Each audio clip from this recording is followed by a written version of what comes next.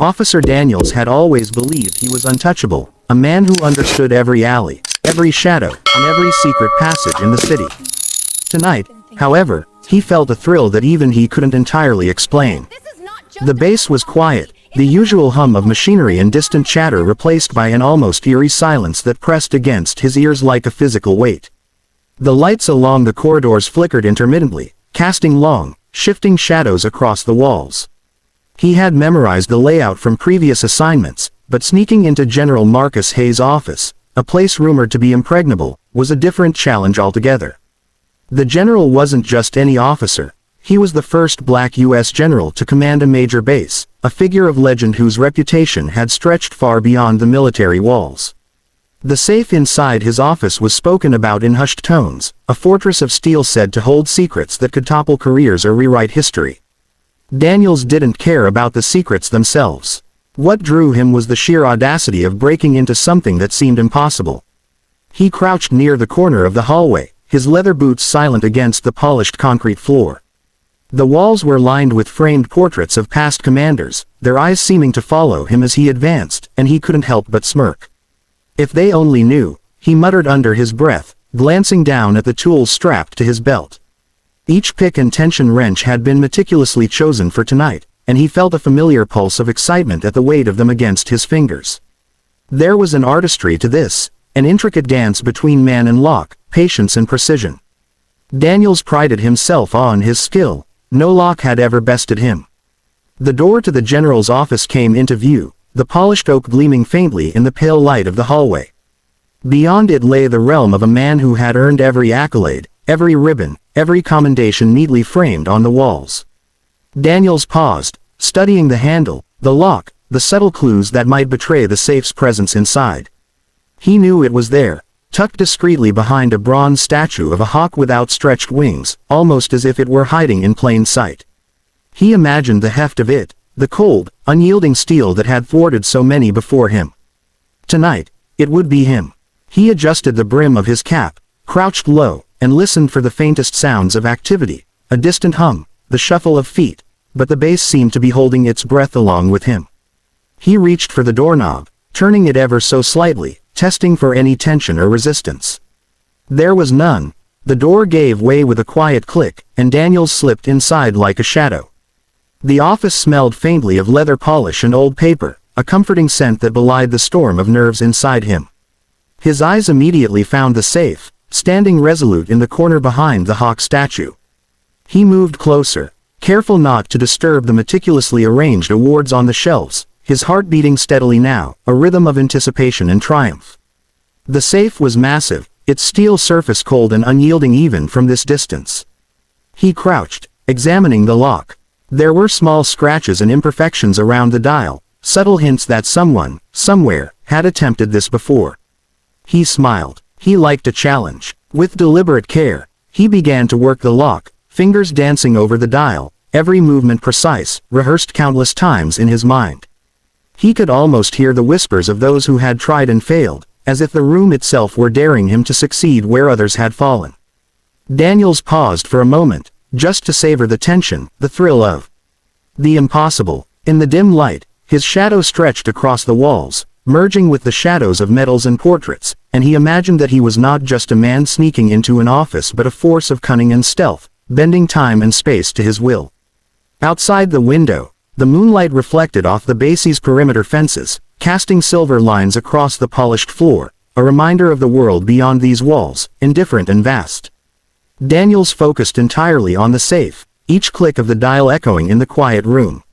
He felt a strange intimacy with it, a silent conversation between two opponents in a game only they understood. Finally, after what seemed like an eternity, a faint click resonated in the air. Daniels' breath caught. He froze, listening. The click was subtle, almost shy, but it was there. A shiver ran down his spine, not from fear but from the exhilaration of victory. He had done it, or so he believed. The safe door now stood before him, promising answers, secrets, or at the very least, proof of his skill. He reached for the handle, his hands steady despite the adrenaline, unaware that what awaited him behind that door would turn triumph into chaos in a way he could never have predicted. Daniel's fingers wrapped around the cold handle of the safe, and for a fleeting second, he allowed himself to imagine the treasures that lay inside. Confidential files, maybe financial records, perhaps even proof of misconduct, anything that could elevate him in his own eyes or, at the very least, give him bragging rights among his peers. The thrill of anticipation coursed through his veins, making his pulse hammer like a drum. He gave the handle a firm twist, expecting the reassuring sound of metal grinding against metal, the subtle click that would signify his victory. Instead, there was a faint hiss, almost imperceptible, like the air being released from a pressurized chamber. He froze, brow furrowed, but curiosity overpowered caution. This was the moment he had waited for. As the door creaked open, Daniels leaned in, ready to gaze upon the fruits of his audacity. The room seemed to hold its breath along with him, the soft hum of the bass fading into near silence. Then came the first splash. It was sudden, violent, and completely unexpected. A geyser of neon pink paint erupted from the interior of the safe, striking him squarely in the chest. The shock knocked him back a step, and as he tried to regain his balance, a second wave of fluorescent green paint followed, splattering across his uniform and dripping onto the polished floor. Daniels stumbled, arms flailing, his breath catching in his throat as the safe continued its surreal assault. The bright, sticky colors coated him from head to toe, running down his face and pooling around his boots. He could feel the thick paint matting his hair and blinding him in places, the smell sharp and chemical. For a moment, Daniels was paralyzed, unsure whether to laugh, scream, or curse. The absurdity of the situation hit him first.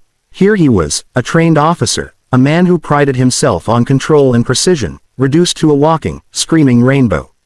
He wiped a glob from his eyes, only to find that his hands were now coated in layers of pink and green. Slipping on the slick paint, he barely caught himself on the edge of a nearby desk, the sound of splattering echoing in the otherwise quiet office. The safe, gleaming now with streaks of vivid color, seemed to mock him, almost laughing silently at his astonishment. The alarms went off just moments later, their shrill wail piercing through the night. Red lights blinked along the corridor, reflecting off the wet paint and casting erratic shadows on the walls. Daniels froze again, realizing the extent of his predicament. The base was now fully alerted to an intruder, or rather, a very colorful intruder who looked more like a bizarre art installation than a trained officer. He wanted to flee, but every step threatened to slip, the paint creating a treacherous surface that seemed to conspire against him. Daniel's mind raced. If anyone saw him now, the embarrassment would outweigh any minor success he had imagined in opening the safe. Through the chaos, Daniel's thoughts shifted to General Hayes. The man had earned every accolade, every medal, and every moment of respect he commanded. To break into his office was audacious enough, but to be foiled in such a flamboyant, humiliating way. It was a lesson he hadn't expected to learn so vividly. The safe, an emblem of authority and control, had revealed a layer of ingenuity that he had never accounted for. A non-lethal deterrent designed not just to protect secrets but to humiliate anyone foolish enough to breach it. He wiped paint from his eyes again, trying to make sense of the moment. The colors ran in rivulets down his neck, the sticky mixture weighing on his uniform, clinging to every crease. A strange mix of adrenaline and shame propelled him toward the door. He had to escape before someone arrived, before the cameras recorded the full extent of his predicament. Each step was a battle, his boots slipping on the wet paint, leaving colorful footprints behind like a trail of evidence that could never be denied. As he reached the threshold, he glanced back at the safe, which now seemed almost serene, its steel surface glinting under the emergency lights, streaked with the remnants of his failed attempt. Daniels couldn't help but marvel, despite himself, at the cleverness of the trap. Someone had anticipated the audacity of an intruder and had designed a response that was as effective as it was humiliating. Outside the office, the hallway was bathed in the red glow of the alarm lights. Daniels moved cautiously, trying not to slip again, his painted uniform making him look ridiculous under the emergency lighting. The silence of the night had been shattered, replaced by the frantic sound of sirens and the occasional distant footstep of base personnel investigating the alarm. He ducked behind a corner, trying to find a moment of respite, feeling the paint drying and stiffening against his skin.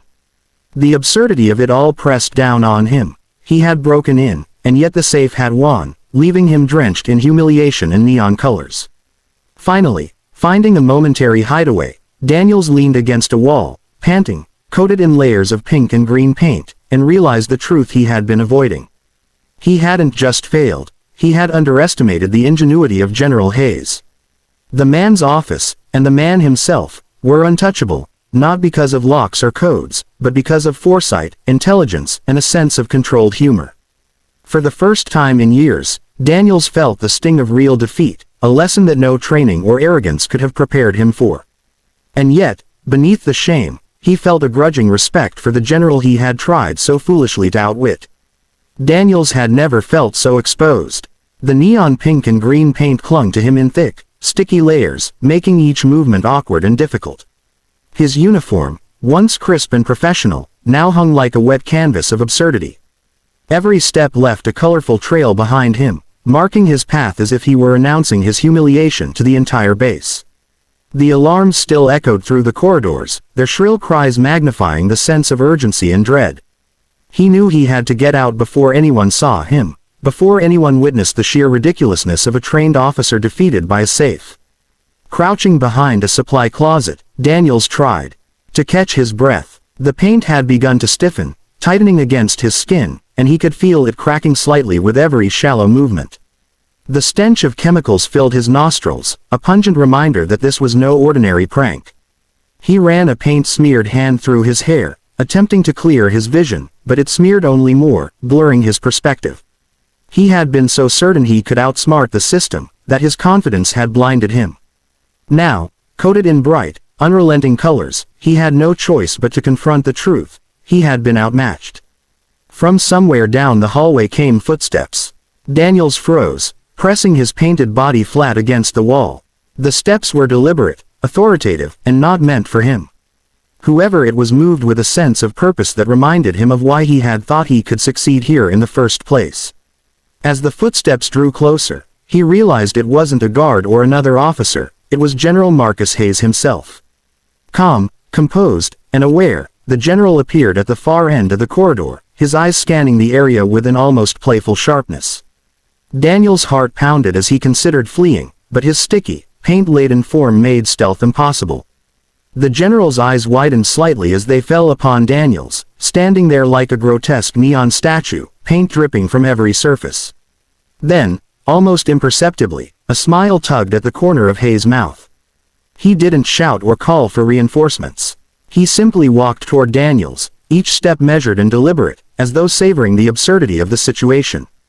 Daniels tried to speak, to apologize, to explain, but all that came out was a garbled sputter, his words sticking to his lips with the thick paint.